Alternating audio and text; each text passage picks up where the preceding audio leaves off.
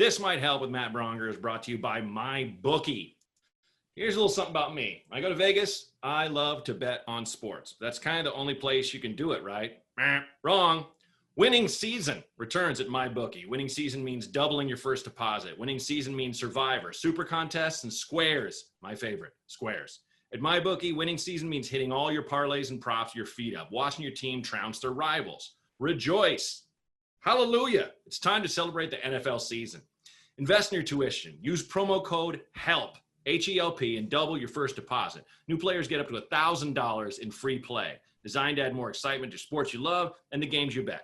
From live betting to championship futures, every play you want to make is waiting at MyBookie. It's simple. You make your picks, win big, collect your cash. Just use a promo code HELP.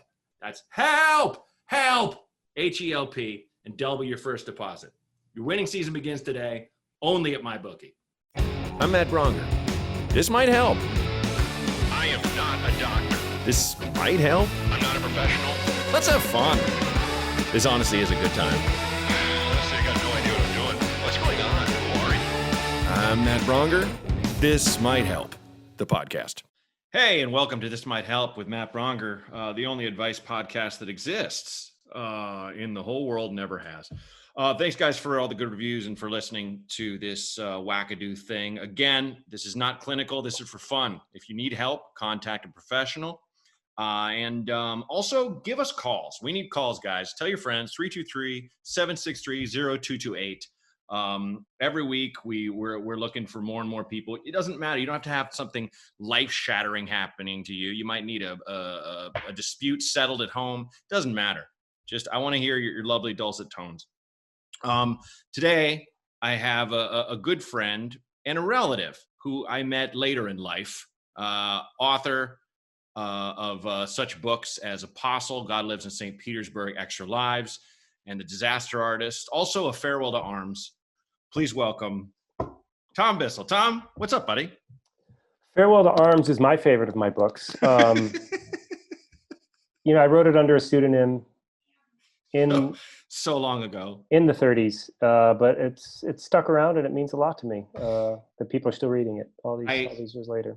I have to so people that are listening, Tom and I are great friends, and we're distant cousins. Our mothers are cousens, so second cousins once removed. Your mother and my father are cousins. Oh, that's right. I'm sorry. First cousins. That's right. I screwed it up. But I'm glad our family means this much to you to keep the details straight.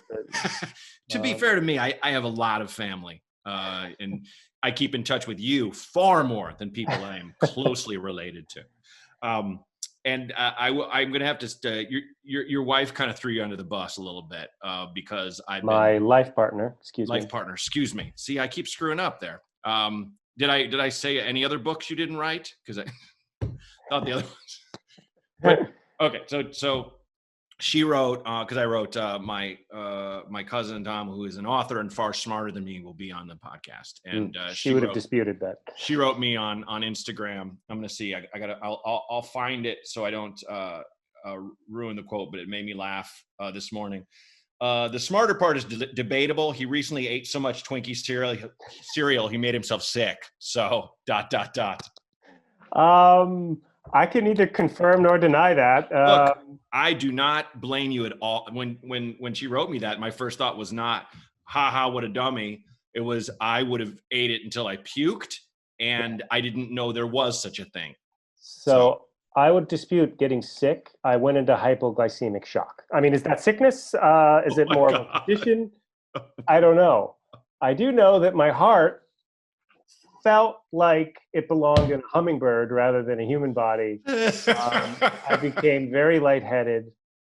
I thought I'd spontaneously gotten cancer. I don't know where that came from, but yes. I did need to lie down for about 39 minutes before I felt prepared to keep going on with the day.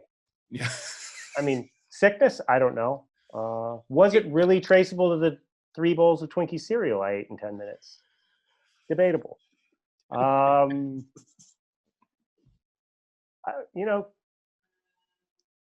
This event we're all going through does different things to different people. Yes. And well, I just thought of something. I think you and I both enjoy binging. Mm. But I think we don't just, when I say that, people might think I'm talking about just drinking or eating or like, I mean, you're a binge worker. Yes. Yes. You have a napping couch in your office that you use. I'm a binge everythinger, which is Got why I've limited the amount of bingeable things in my life down to a safe legal minimum. So, yeah. Yeah. I've told you that my mom, I can't like, I've never asked her, and I don't think I ever would, because I don't think she'd tell me the truth. But I think she used to use video games as a euphemism for cocaine after your article that you wrote for, was that the Guardian UK? No, it was no. Okay, let me correct the record here. Please. It was a chunk of a book that I'd already written that the Guardian excerpted. Okay. And then the story, the legend, because I know millions of people were thinking about this, was that I wrote this article and then spun it out into a book. But the book was published like 3 months after the Guardian article came out, which would be a world record, just in terms of publishing, just getting a book together that fast. So yes, your mother disapproved of that article. Most mothers did. Well, give the listeners just a ballpark idea of what I'm talking about. So the piece, again, chapter of a book, Yes. was about a kind of descent I had into a dark period in my life where I had severe writer's block, was doing a lot of cocaine and playing a lot of Grand Theft Auto. Mm-hmm. And the piece sort of became a meditation on the good things I took from that experience and the darkness that I think the game helped me recoil from. Yeah. A lot of idiots read it as my equating the addictiveness of video. Well, it didn't help that the fucking geniuses at the Guardian called it video games, the addiction. They don't ever run titles by it. And addiction is not a word I use in that article or the book, or I've ever really used with my relationship to games or cocaine. Yeah, you've never struck me as there's never been a time in my life where I was like, oh, Tom has a problem. Like Right. that was to me, that was like, you talked about a unique and non-existent now part of your life. Yes. Yeah, that's exactly it. So yeah. Which is not to say that I could not have wound up on Junkie Row had I not kept going down that path, and I might feel a little differently about it. And it wasn't to say that like stopping to do something, stopping the activity of a compulsive behavior is easy. Holy shit, it's not. But I do feel like I never really qualified for full-on addict status because I never lied to anyone or ruined my life or lost, a catastrophic amount of money pursuing my reckless self-destructiveness. I'd always pull up before it got to that point. So I kind of feel like I failed to earn the honorarium of the addict, or Sure. the title, I should say, of the addict. Because to me, an addict is someone who sees the path, knows it's filled with dragons and dangerous scorpions and snakes and vipers, looks it down and says, fuck it, I'm going down that road anyway. Yeah. Or I am powerless to not go down that road. Right. Yeah. You always, you and I have hoisted a few, and like, you're a guy who just, all right, I had my 3 or I had my 4 and you stop, and it's, there you go. Yeah. That kind of thing. You're not like, well, good night, and then going into another room and just like, oh, No, I think you and I have talked about this. I love being slightly tipsy. Yeah. I hate being drunk. Yes. And like, I hate being drunk so much that when I find myself getting to that point, I'm like, okay, I don't want this. And then I stop.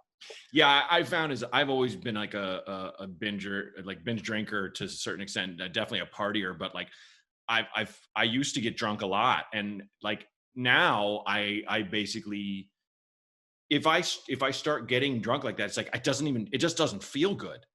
It's that thing where I don't understand the guys that are like blackout wasted that are my age or older. So I'm just like, isn't that just physically painful? Yeah. Well, you're about to enter a whole new realm of this because you are a soon-to-be father. Yes. And can I tell a quick story of my one experience with drug abuse and fatherhood? Please, yes. So weed had just been made legal. I hadn't done weed in a long time. And the fact that I'm using the phrase "done weed" is indicative of how long it's been since I was a steady weed user. That's up there with I don't smoke drugs. So I went to the weed store, kind of excited, flabbergasted by the professionalism and the choice, the consumer beautiful. choice you had for your Mhm. vessel of marijuana imbibement.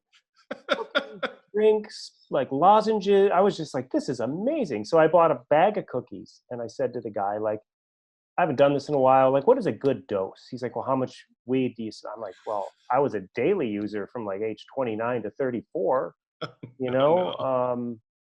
He's like, so it's been like almost, it's been like 8 or 9 years since you've done it. And I'm like, yeah. He's like, yeah, maybe do like a quarter of a cookie. I'm like, okay, that sounds reasonable. So I get home and I eat an entire cookie. So I'm tough. I know my way around the block. Trisha and Mina and I, my daughter, are watching some cartoon. I'm just waiting impatiently for this to kick in. Trisha was very dubious about this whole thing, mind you. Sitting there waiting for this. You can open it. Yes. Sorry. Go ahead, please. Why? Don't let me interrupt your. No, I'm sorry. I thought my very pregnant wife was locked out of the house for a while. But she was asking, is it okay to come in the house? I thought, at that moment of panic, like I got to open the door, So anyway, I'm waiting for the effects of this to kick in. We're watching a cartoon, and then suddenly it just hits me. And I realize, oh boy, no, I'm skipping a very crucial part. Yes, please, go back. I didn't feel anything. So what did I do? I ate another cookie. You ate 2 whole cookies? 2 whole cookies. Sweet mother of Christ. So I'm watching this TV show, and then suddenly it all just hits me, and I just leave, and I go to the bathroom where my legs stopped working, for just lack of a better phrase. I collapsed on the bathroom floor. I couldn't get up. I couldn't really move. I may have peed all over myself. That part I don't remember. Oh, no. And Trisha comes in. She's like, oh, my God, what happened? And I'm trying to place it. I'm like, look, it's not a big deal. My legs can't move. Just give me a pillow. I'm going to chill out here. And she said something that is you. There could be a zombie apocalypse. I would be screaming and shitting myself with my shotgun going off in all directions. And you'd be like, this isn't good at all. We should figure that you would. Yeah. Your wife found you thinking you might have had an aneurysm or a heart attack or something. And you're like, this isn't what it looks like. This is fine. Exactly. I'm fine. My legs can't move. I don't know why this is such a big deal. So she said something that really stuck with me, which was, it's 7 p.m. Which then I realized, yeah, I'd probably gone at it a little bit too hard.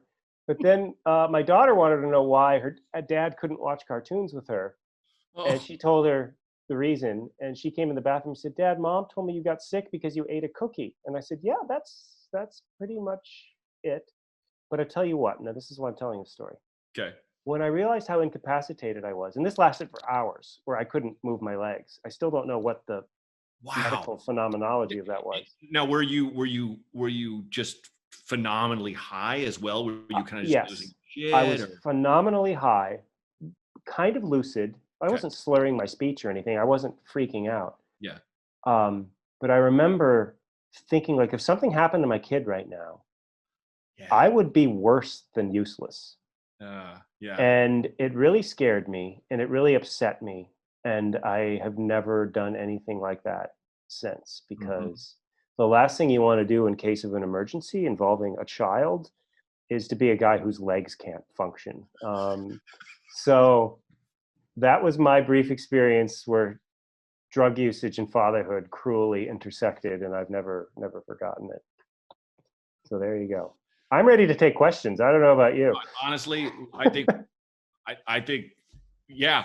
Let's go from there. Let's get. I will say, just so people have some understanding, you are not only a phenomenal author and someone who's helped me with my writing a great deal. You also write video games and have written video games for years. You wrote a book about video games, and you've written several other video games. Yes. Too many video games, one might say. Too many? No, they take a lot. What did you last work on? Was it the last one that shipped was Gears of War 5. Gears of War, correct? Yeah. And yes, so just in case, people don't know who you are or anything, anyone listening, check out some of Tom's books. They're just incredible. And you have a great touch. And there was someone who reached out to me on Twitter and was like, holy crap, Tom, he was my professor at What? you went PSU, right? Wasn't it? Portland You taught State, creative yeah. writing? Wait, one of my former students, which one? Let me look it up. I'll look it up on Twitter right now. Here we go. Looks like Michael Francis Acker. Mike Acker, yeah, I remember Mike Acker. Yeah, he went on to write about basketball. Oh yeah, it says a writer, Blazer fan, and blogger. Hopefully you're listening now, Mike. But awesome. Mike, if you are listening, I've kept my eye on you. Fantastic work. Thank you for going on in this filthy business of writing, and I remember you fondly. And never let anyone say that an old college teacher does not remember his students fondly. Mike, good dude. He was a very good dude. That's right on. And I mean, I know you're being facetious calling yourself old because I'm, older than you are, and I'm a very young man. So we're both old. Let's not sugarcoat it. We're getting there. Nope. Okay. I know what you're talking about. Yeah. We are fresh young daisies. That's why that's why if this whole Corona business wasn't happening, you and I would be on the Sunset Strip. Yeah. Just shots, hanging out, picking up rails in the Rainbow Room, and picking up ladies, asking them if they read last week's New Yorker, which always works. I would drop the line that you've written in McSweeney's and Paris Review, and I was on the Halloween episode of iCarly in 2007. All the shit that gals love. All right, on that note, let's take our first call. You ready? Yeah. Okay, as I always say, you haven't heard these calls, I haven't heard these calls, so we're listening to this in real time, just like the person listening to the podcast. So roll it, Renee. Hi there, this is Mr. Plow calling from Portland, Oregon. My question is in regards to authors and writing.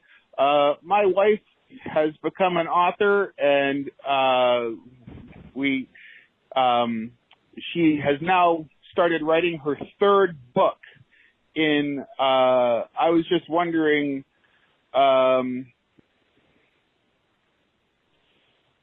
do authors you just write book after book after book, or do they take a break? Because this is her third book in about a year now. And what's the next process after writing the book?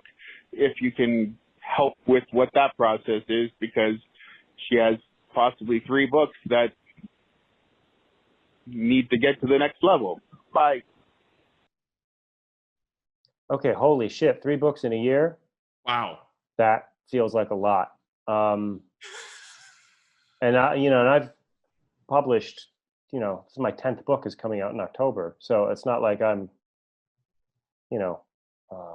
afraid of working a lot. I work a lot, and 3 books in 1 year feels like a lot. So when I'm done with a book, I usually just chill the F out for as long as I possibly can, because typically the tank is empty, the tank is going to be empty for a while.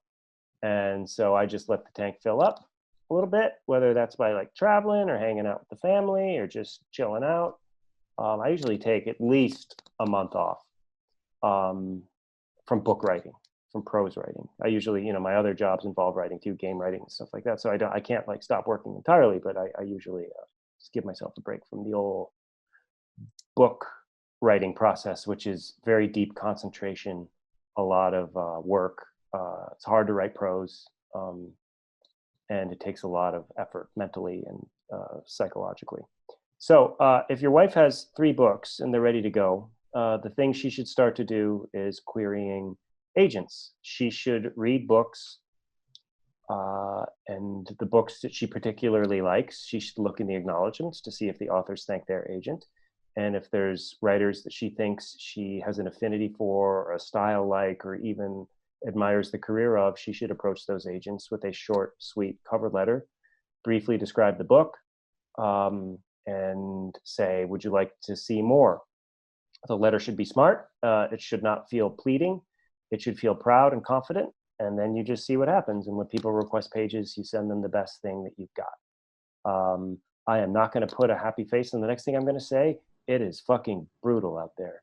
Yep. And unless you have got a prose style that is unmistakably great, which almost no one does, or if you've got some idea that is shockingly brilliant, something nobody's ever thought of, which most people don't, you are going to get a lot of rejections. And the bad news is it's going to hurt and it might last a long time. The good news is in the publishing business, you really only need one or two people to believe in you and you can have a career. One or two people at first to believe in you. And if those one or two people are good and have the courage or the convictions, they convince other people to believe in you. And then little by little, you build enough momentum under yourself. And suddenly your books are getting published and you're attracting an audience. But it's hard. It's a very hard thing. I know lots of incredibly talented writers who have published one book or no books and kind of given it up because it's so hard. I thank my lucky stars every day that a couple people believed in me at a time and allowed me to have this career. Because without them, I have no doubt I would have just wandered off the path myself. It's a lot of luck. Mm-hmm. It's talent, but a lot of people are talented. Not everyone is lucky. Mm-hmm. You wrote an article about which books were successes, which books were not, which books never found an audience. And that's while you were, the last part of what you were saying to Mr. Plow that's what was in my mind, where it's just this wild roll of the dice in the mm-hmm. end, where there's no, our parents, if they were wise, taught us when we were kids that life is not fair. And like, that's anywhere more true than, the arts. Is your book business. Yeah. It's a lot of just taking wild shots and hoping. Yeah, it's funny because maybe you feel the same way. Comedy, movies, TV, book writing, you have to have enough of an artist inside of you to be unique and distinctive, but you also have to have enough of a marketer inside of you to be kind of hollow and calculating.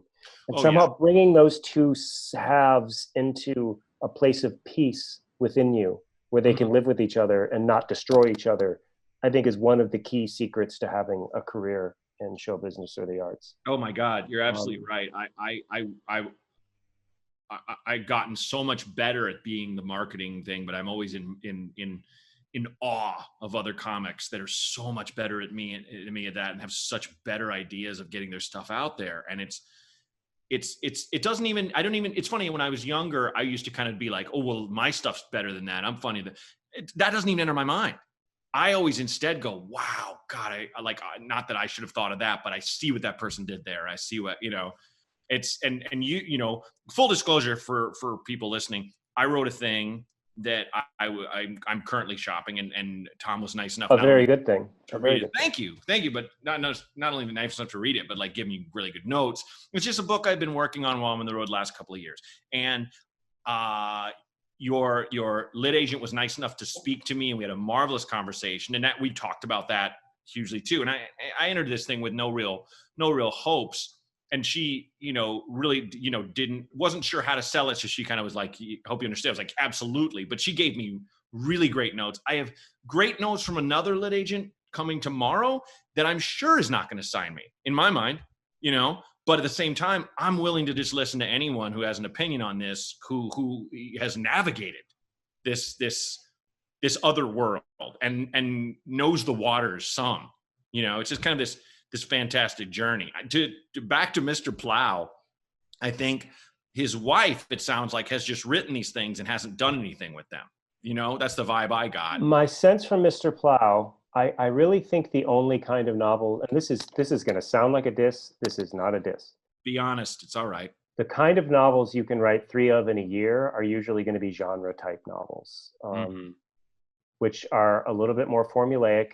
Again, not a diss, are going to be a little bit more programmatic, are going to have a more established kind of rhythm to them. So if you're writing those kinds of like high fantasy genre novels or like YA skewed, young adult reader skewed kind of low fantasy kind of stuff, futuristic stuff, I can see writing 3 of those in a year because you want to get a franchise going, and they're important when you're trying to write those kinds of books, that you have shit in the pipeline. So when someone signs you up, they can come up with one every year, and you can get the series going, because series momentum is everything for those kinds of books. Mm-hmm.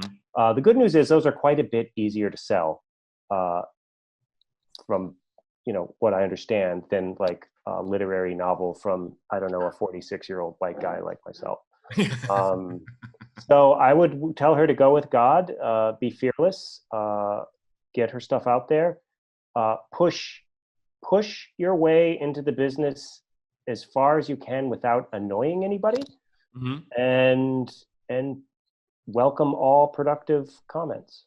Yeah. I think that's the biggest message I can send out to anyone being artistic on here, is kind of like, welcome criticism from people who know what they're talking about, and don't take it personally. Take it as a chance to adjust and try to fight that all-consuming urge that I have so much of, just tell me it's great. Like, we all have that, but it's like, someone who's honest with you is worth its weight in gold. And if you're really trying to, get somewhere with it, Yep. So, yeah. And I appreciate that you didn't call out the vagaries of the caller, because I always have that in my mind. I love everyone that calls, but I'm always like, if you can just be a little more specific, guys. Because, I've had people that are just like, hey, should I break up with my girlfriend? Thanks. Boop. And you're like, come on, man.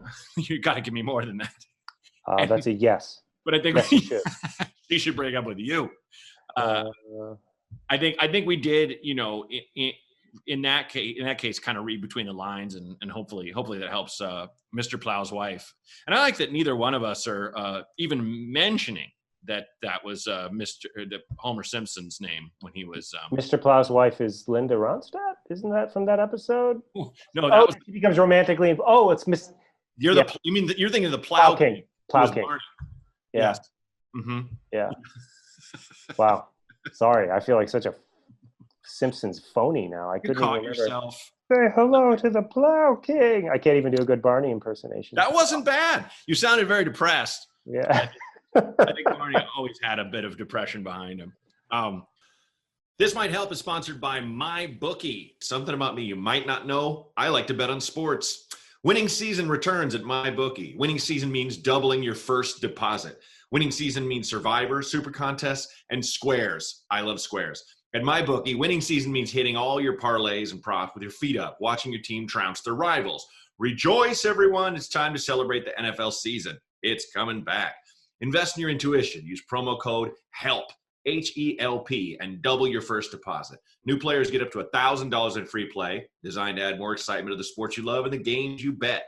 From live betting to championship futures, every play you want to make is waiting at MyBookie. It's simple. Make your picks, win big, collect your cash. Use promo code HELP. That's HELP, HELP, HELP, and double your first deposit.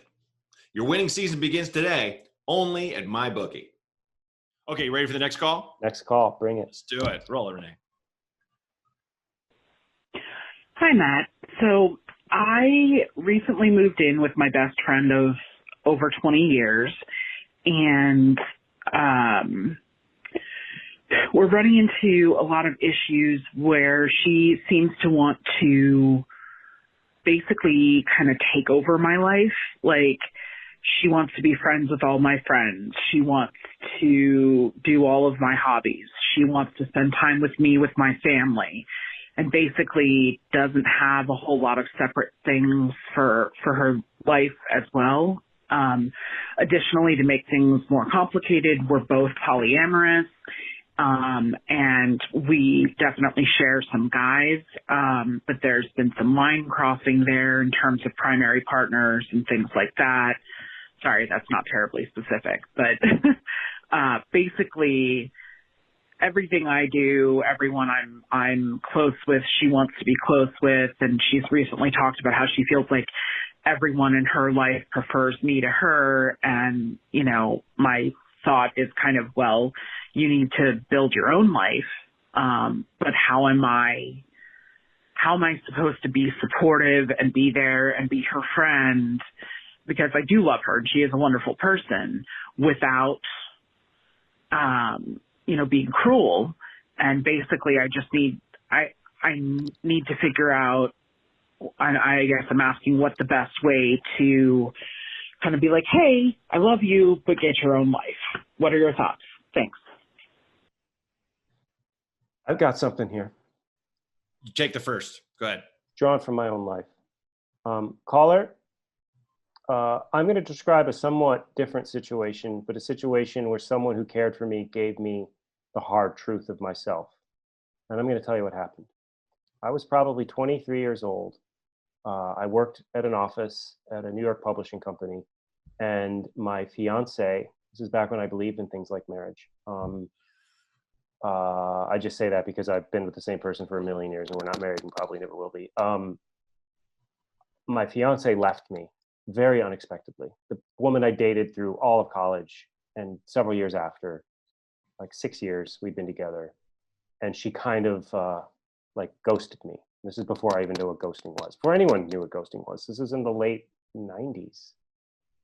How did she do it without texting you? She flew to New York because she was going to medical school. She flew to New York, landed. It was her spring break. She got off the plane. She came to my house. She said, it's over. And she split again. And I realized she needed to do that for herself. Everything is fine now. We remain, friendly. But at the time, it like destroyed me. I was going crazy. And for probably a good solid year after that, I was about as insufferable as a person could be. And all I did was talk, because my confidence had been damaged so hard. I talked about myself constantly. I didn't listen when other people talked. And I had this group of friends, people that genuinely cared about me in my office.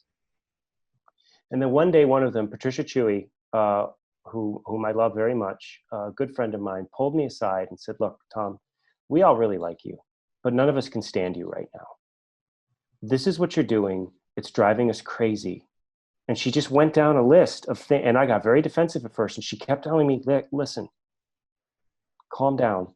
I'm not saying this to hurt you. I'm saying this to prevent us from like actively disliking you. We're not there yet. We're not even that close to there, but we don't even want you to take another step further in this direction because you're being a crazy person and it's freaking us out. Yeah. And so I was hurt. I spent a day, I don't even think I went to work the next day because I just needed a day to process. And I came out of it thinking, she's right. Yeah. Everything she said was right. Yes. I realized that when people were talking, I was always just waiting to say something about myself on top of that. I realized that I was just being a weirdo about so many things and constantly trying to show off and do this or that. And Tom, are you typing while you're talking? Because it's No. coming through. No, sorry. I sound like No. my hand was hitting something. Oh, it probably was. Okay. So, sorry. Please go on. Well, thanks for ruining my thought. And it just, what I'm saying is that a caring person giving you the lowdown is important. And if you can frame it in the right way and talk this person through their weird behavior that's freaking you out in a way that doesn't attack them, and establishing the care that you feel for them, give them a blueprint to get out of this. Yes. If they respond well, they're a person worthy of friendship. If they don't respond well, they're probably kind of nuts. Yes. And God, it's funny when you said, I'm going to tell something from my own life. I have just a couple quick bits from mine. One was a guy in college who, a friend of mine who was older than us, but was kind of just a much more pragmatic, direct person than I ever was. I've always been the kind of like go along to get along person. I'll find the good in anyone, which is very dangerous kind of to be in the long run. But we had this friend who sometimes was very insufferable and just insanely self-centered. I have always been a self-centered person, but I think to my credit, I've always been kind of aware of it. And but like he would just make everything about himself and would just be butthurt about if things weren't all about him and stuff. And my friend was like, we got to talk to him. And it was almost like a friend intervention where we all kind of cornered him and we're like, hey man. And, my friend was and his friend just never, he was like, well, I guess you all hate me now. Just made it like that. And he finally shook it off, but I don't think he ever really changed. And I had another guy who I knew when I lived in LA earlier, who was always like, he was that guy who like, hey, are you going to that party? Are you going to this thing? Yeah. When are you going to get there? Like he wanted to come in with me because it was like, he knew that like he just wanted to either be friends with my friends or be like seen like hanging and I did hang out with him a lot, but I was just like, I'll get there. I don't know when. You just go and I'll go, but it was that thing where he just wanted to and it wasn't out of insecurity necessarily. It was just this thing of just trying to be identified as these people's friend too, without kind of doing the work or having the interaction in a little bit. And friend cut. Yeah. I think it's that thing where you kind of just have to, as lovingly as you can, sit down with the person and go, can I just tell you something that's been eating away at me? And I just have to talk to you about yourself. I'm sorry. And you have to give them cold, hard examples of behavior. Yes. Because that's gonna be what causes the self-reflection. Mm-hmm. And they're gonna respond badly at first. Everyone does. Oh no, yeah, no other way than that. It's like this person is going to be like, hurt. I knew it. You don't like me. I suck. This is why people like you better than me. And it's so much easier to kind of A, blame, and B, compare than C, work on yourself. Yeah.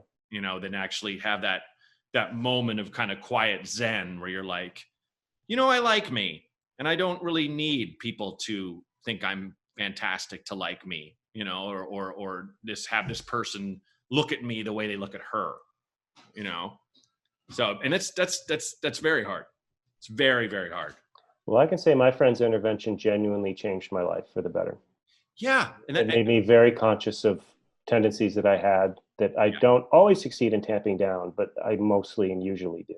Mm-hmm. I had you just reminded me. When I was a PA in LA, they would, I think I've mentioned this on the show, but they would have us do work we're not supposed to be doing, like moving heavy furniture, from office to office, rather than hire actual moving people kind of thing.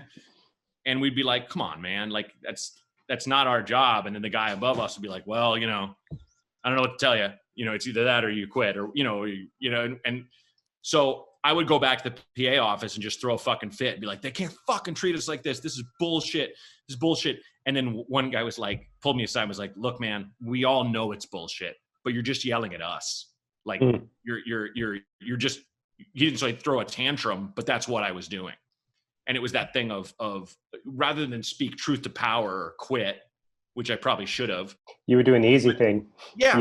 Rail was like, this is, you guys, this is bull, and like, all I'm doing is making their life worse. Yep. My fucking tantrum. And it's like, I'll always respect that guy who is my friend I haven't seen in a long time, but like for just pulling me aside and just giving me the real deal, Right. So take that with you, caller, that you're doing this person a favor by helping yourself. This is not you being selfish. There's so many people we've met in our lives where we go, God, how have you gotten this far and no one's told you you're an asshole? Right. Because some people do not have the gift for self-reflection. In fact, most people might not. So That's the trick. Yep. And I think everyone listening to this is thinking of the same person right now. You, right? Me. Yeah. Famously. Got it. Famously, do not reflect, do not care. Yeah. Give a crap. Okay, so hope that helps you. And I know it's tough, but just find a neutral area and sit down. And you're saving yourself, you're saving her, and you're saving your home. One final piece of advice: when you tell this person this, don't make it super grave and dramatic. Right. Keep it kind of light, if that means anything. Like smile, joke, try to don't drop this like you're reading them like the edict of their own failures. Mm-hmm. Like make it as least painful as you can. I think if you just say it's something as simple as, and I'm not saying say this, but off the top of my head, if I were in this situation, I think it'd be like, can I just be honest with you real quick? We talk. And that person's like, sure. Like, sit on the couch. You both sit and you're like, you're kind of stressing me out. Just start from there. You're kind of stressing me out. And then kind of get into the reasons and pay them compliments, the things you really mean, how you feel about this person. You said when you called us, you love her. So yeah, say that. It's huge. Say that and say the things you love about her, but just say the thing and just say, you don't understand it. don't understand why she acts that way. Mm-hmm. It's hard. So hope that helps. And God, we've had a couple polyamorous callers in the past couple of weeks. Really? Yeah, well, I think because she didn't mention that as being a problem, but we had a woman who is immunodeficient, and none of her partners obviously could visit her anymore. And she's lonely and she's horny. And there was one guy who was like, "Hey, I haven't been around hardly anyone. Can I come by?" And she's like asking if she should, and we were like, "Fuck that, no." Like, you have to be healthy. You cannot risk that right now. Yeah. And it's heartbreaking. I wonder about people that are by themselves and lonely and horny right now. I feel so bad, you know? Yep. It's just a tough time for that. Yeah, I find I have nothing jokey or fun to say about this situation. Nothing. No. I wasn't looking. I wasn't setting you up. No, How'd you I miss know. that amazing alley-oop I threw you in the air? The slam dunk. That alley-oop of shit and anyway, yeah. All right. On that note, let's go to the third and final call. You ready? I am so ready. Okay. Roll it, Renee. Hey, this is, I've called a few times. Listening to David Gabori reminded me that I called back at the old show when Gabori was on, and I talked about working at a company that felt was pretty racist, and I quit that job. So I am in a better space now, and I wanted to ask another question. I have tried to curb my own drinking, and I have not had a drink in 2 weeks, which is not that long of time, but is probably the longest I've gone without drinking in about 10 years. And I was not a sloppy, like, get drunk every night drinker, but I drink couple, 3, 4 times a week. So like every other day. So not drinking for this long is weird for me. And I'm kind of coming through some of these things that and again, I'm sorry I'm rambling on this, but my real question is, what tips and tricks have your friends that have gotten sober, what have they done in those everyday things where they would have drank? Like, hey, I got a pizza, I want a beer, I'm not going to drink a beer. What kind of things have they done to get themselves away from it? And have they replaced drinking with caffeine like I have, to the point where I'm drinking a lot more caffeine than I should? Just curious. I'd like my heart not to explode, so I should probably curtail that too. Anyway, y'all have a good day. And I know she's not on the show anymore, but I hope Amanda is doing well. Bye. She's doing great. Just FYI.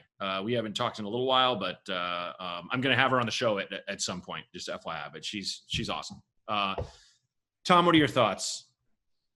Well, I am somewhat alarmed that he's drinking every other day and he feels he needs to curtail it when, since this began, I've been having a couple whiskeys a night, basically. Yeah, I'm a beer or two glasses of wine a night. Yeah. So I haven't really drunk anything in several days because we went to Big Bear Lake and I drank a lot, like every day for 4 days straight. Like you do. I really think Big Bear, there's something about that area that makes you drink. I shot a sizzle for like a kind of a reality show pilot with my friend Ian Carmel, and we went to Big Bear. It was kind of like a lifestyle thing from our perspective, and we got down to the lake edge with our beers, and they're just filming us and the lake.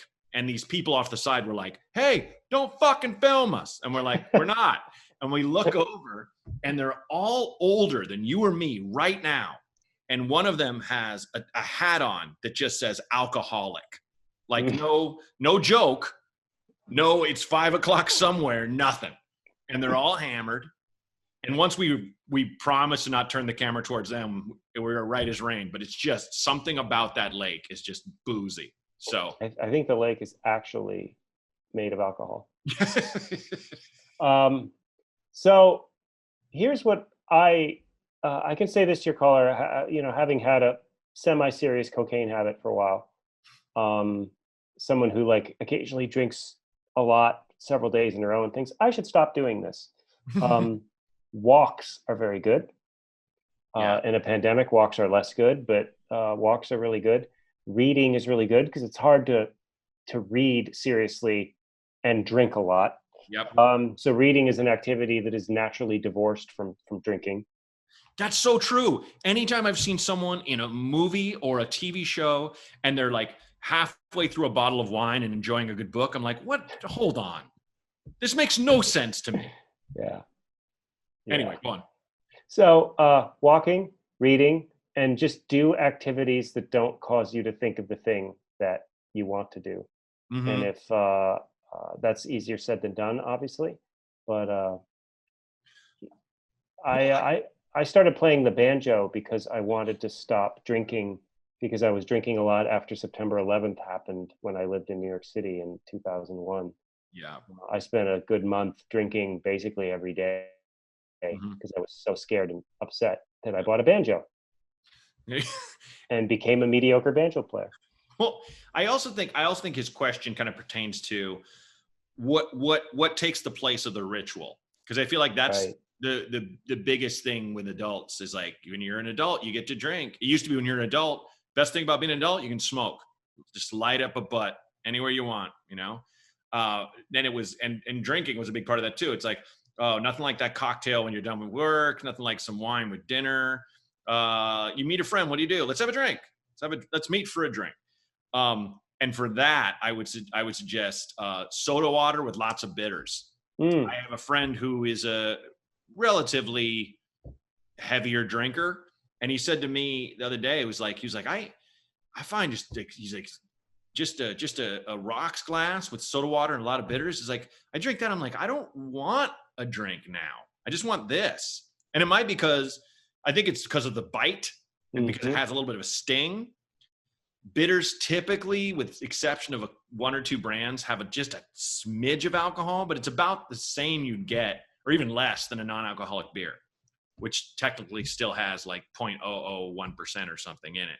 Kombucha. Non-alcoholic beer is also... Kombucha is a good thing to drink if you. Yes, absolutely. Not a lot of calories. Get one of the kombuchas that's not super sugary. Mm-hmm. Like 45 calories a bottle or something. Yeah. My wife is pregnant, and she loves when I make a cocktail, I make her a mocktail. I'll make her something fruity or weird or whatever, and she's like, it's just nice to have something to sip on that's not water or soda. So, and also if you do the bitters and soda on the rocks, it looks like a drink. Mm-hmm. So you're never going to be under that pressure where someone's like, wait, you're not drinking? Why not? You know, because that's how reliant on alcohol we are as a human society. Well, let me also say this, like I drink a lot of caffeine, like probably way more caffeine than is medically appropriate, but I have low blood pressure still, and I drink like 8 Diet Cokes a day. But I want to say to your caller, are you stopping drinking so much because of some pressing medical need or advice from a doctor, or just because you think a couple drinks every other night is too much? Because I'm here to tell you, I don't know if it is. If you're psychologically relying on them, and if you're acting like a weirdo because of those 2 drinks every other night, okay. Sure. But if it's just the assumed shame of drinking too much, like this weird arbitrary number amount that you feel like you should be drinking, maybe don't worry about it.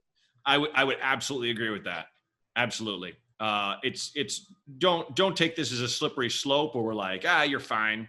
But you know, if you feel okay about yourself, you know, I don't think what you said if you're being honest, was a lot. It did not feel like an excessive amount of drinking. No, it didn't at all. It sounded like he was being honest too.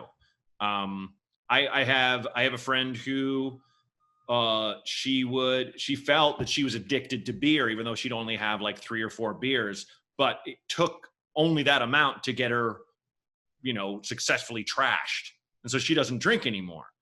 But I've really only, for the most part, known her sober, because she's been sober for like over 10 years. But like when she told me the amount she used to drink, I was like, well, what? You know, I didn't say like, oh, well, then have one. But she told me that was the amount that got her wrecked. And I was like, oh, okay, then. Fair.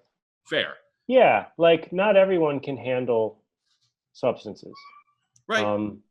But that said, just because you like a substance doesn't mean you have a problem. And I feel like the AA rhetoric, which I think AA is a disastrous way to think about one's relationship to chemicals. This total abstinence model that when you fail, it's this catastrophist mindset of either you're sober or you're not. When in fact, I think people should teach people a more responsible relationship to substances rather than.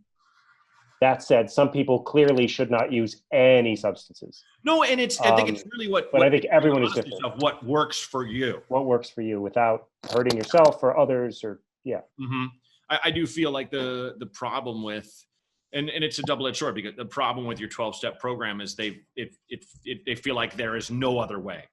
You know, it's like evangelical Christians. There's no other way to God but through Christ. That's it. You know. And but if they didn't have there's no other way, would people stay in the programs that are saving their lives? You know? So I won't say. Yeah, no, exactly. If it works for you and that's what you need, great. But I also have a friend who went to AA when he was in college because he was drinking like a lunatic. Yeah. And then in his 30s, he started drinking again, and he realized he wasn't an alcoholic. He was just a kid. Oh, I'll tell you the funniest example I've ever known was when I got arrested for drunk driving when I was 28 and went to what's called the deferral or the deferment program, I think it's called, where you, for 4 months, you just go to a educational class on substance abuse once a week, and you go to AA meetings twice a week. And so I was going to AA meetings and just like, I'd get it signed, and I wouldn't really talk. I would just listen.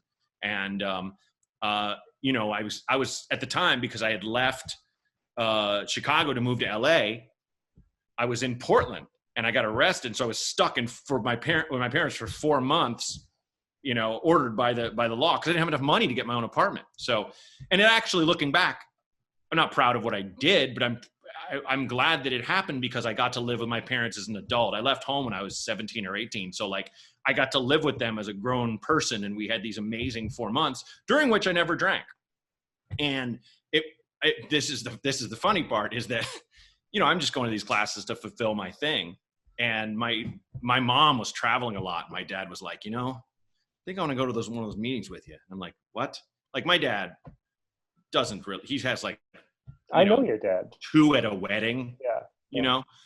And like, he's like, you know, when your mother's gone, I tend to have an extra, you know, glass of wine, or, you know, maybe. And I'm like, how many total? And he's like, and we're talking like restaurant pour, you know, like not even the home pour. You know, he's like, maybe 2, sometimes 3. I'm like, Dad, you're not coming with me. You know, and I love him so much, because he does. I love your dad so much. He does want to always be better and change. And it is that he's one of the real Christians. Your dad is one of the most fundamentally decent human beings I've ever known. He really is. But it's just, at the same time, I'm not going to let him go to this meeting where this woman got sober because she got hit by 2 cars walking from one bar she'd been thrown out of to get a drink at another one. Yeah. You know? Yeah. Like people whose lives were saved. That person needs napalm level anti-substance treatment. Without a doubt. Yeah. Our caller does not sound like he needs that. No, it's like Ned Flanders. Was it like, it's been 700 and so days since my white wine spritzer, and he says like, you know, that old bit. Dear Abby's an old biddy, or Ann Landers is an old biddy. Ann Landers is an old man. Like, don't be. You'd be taking up needed space for people that need. I worked on a TV show with a guy who told me that if he touched sugar, he couldn't stop. Like if he had a piece of candy, he'd be like, he would go off to a store and buy a bag of jelly beans as big as your head and just eat it all and then get more. And, you know, that was his thing. So it's like, there are people that have that compunction. I don't necessarily think that's our caller. No, doesn't sound like it, unless he's doing the polite thing of masking his depravity and desperation, which might be happening. Sure, could be. And I'm not saying, you know, you're better off not drinking. So if you're fine, then fine. It's true. You're better off not drinking. That's probably true too. Yeah, that is true. But, you know. But what kind of a fucking life would that be? Huh? Am I right? I mean, Jesus Christ. Yeah. No, look, this has been my advice for everyone in quarantine. Like, this is hard. This is hard Yeah. stuff without a good solution. We're all going through an experience that literally no human being in 100 years has been through. Yeah. En masse. I mean, a global situation that we haven't been through as a planet in 100 years. Yeah. If you want to drink a little bit, just be good to yourself. Do stuff that makes you feel good. Yeah. Yeah. Make sure it's that. I have, like, one of my rules is I don't drink when I'm very, very, very sad, you know, Yeah. because I just know all I'm doing is kind of pouring the numbness, and I'm not going to come out well on the other side. I'm just going to get sadder. Yeah. So it's like, I think it's kind of go have that moment of like, why am I having a drink right now? Oh, to feel a little better, to celebrate a little bit, whatever it is, you know, to get through this, but just make sure it's not, I'm drowning myself in this. Yeah. Yeah, I just drink to feel something, just to feel something again. That's all I do it for. My What's nerve going on? endings are dead. I'm a husk. I just want to touch that fire again.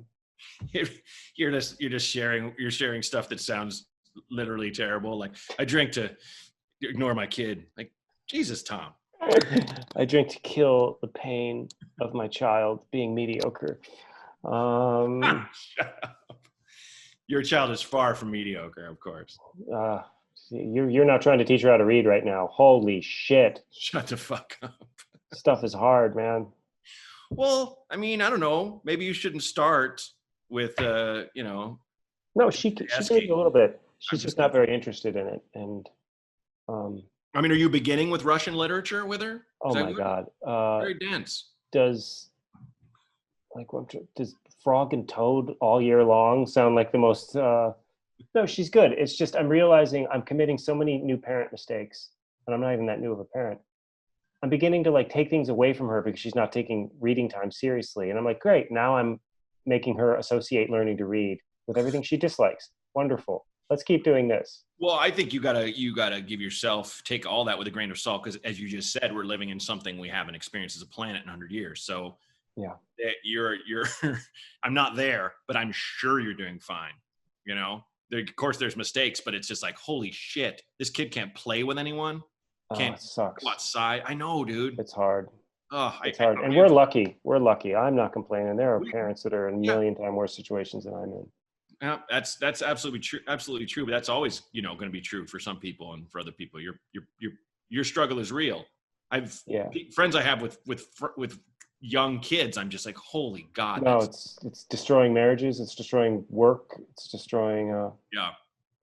But you know, thankfully, we have people at the top of the situation who understand the gravity and are taking the necessary steps. Thank God. To get us out of it. Thank God. Sleep well at night. I do. Every day, I just know that, you know, people are thinking about this problem really hard with no calculation or buried motives, and are just really working for the good of the country.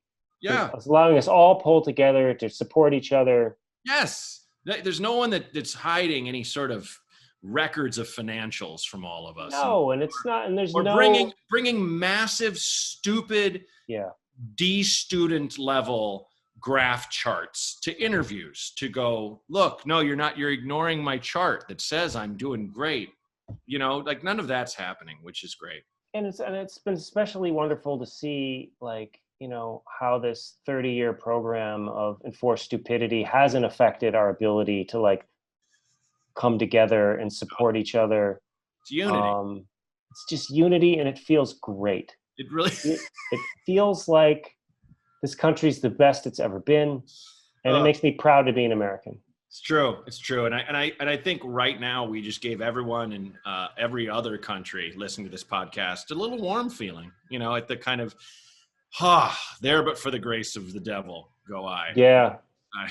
I mean, you know, I'm used to traveling abroad and people being like, wow, America's so rich and powerful. It does everything so well. And it's going to be different after this, because it's just going to be like, where are you from, America? Ooh. When I was backpacking through Europe, everyone, you know, not everyone, but a lot of people treated us like shit because of George Bush. That was always wrapped up in like feelings of resentment, jealousy, because we do too much. We take too much on. We presume too much. We're powerful. We're stupid. We're a big dog with its tail wagging, knocking over all the shit in the living room. Sure. Now we're just an old, lice-ridden, Mm-hmm. rabid mutt that sleeps under That the won't floor, take the lice cream. Yeah. that nobody even wants to go near. But it's now, I mean, like when he was elected, I had just left England and my wife was still in England. And the next day was the election. And she's like, call me in the middle of the night, wake me up, tell me who wins. And I'm just like, it's going to be Hillary, whatever. And I had to wake her up. And she was like, oh, shut up. And like hung up, went to sleep. Like she thought I was fucking kidding. And so she got up the next day and I mentioned the time they treated us like shit in 98 when we were right there in Europe. And like, we were like in Holland and France and Germany and England for a little. But this time my people were talking to my wife and were like, are you all right? You heard what happened. Well, yeah, England doesn't have much to fucking brag about these days either. Not now, no, but The two beacons of modern Western civilization, and we're both like a fucking Ren and Stimpy right now compared to the rest of the world. On that note, is there anything you want to share? You have a book coming out, right? Just I came out. have a book coming out in October. Okay. It's being published in mid-October, which is going to be the time that I think most of America is going to be dying for literary short stories. So it is called Creative Types, and it's a book I'm very, very proud of. Awesome. Well, everybody check it out and look into Tom's other book. Tom, this has been awesome. It's been great catching up and really digging in to people's foibles with you. Yeah, my pleasure. Thank you for having me, cuz. You betcha, man. Looking forward to when we can grab a coffee again. Me too. I know. Me too. All right, buddy. Take care. Thanks, man. Hey, thanks for listening to my little podcast, This Might Help, with Matt Bronger on the Laugh Button Network. Listen, why don't you give me a call at 323-763-0228. Again, that's 323-763-0228. Don't overthink it. Just call and share something with me. Talk about a little problem you're dealing with or just something that's annoying you. Doesn't matter. Don't think about it. Do it. 323-763-0228. Thanks. This Might Help with Matt Bronger was created and hosted by me, Matt Bronger. Produced by Outer Circle Media. Executive producers Matt Kleinschmidt and Robert Kelly for the Laugh Button Podcasts.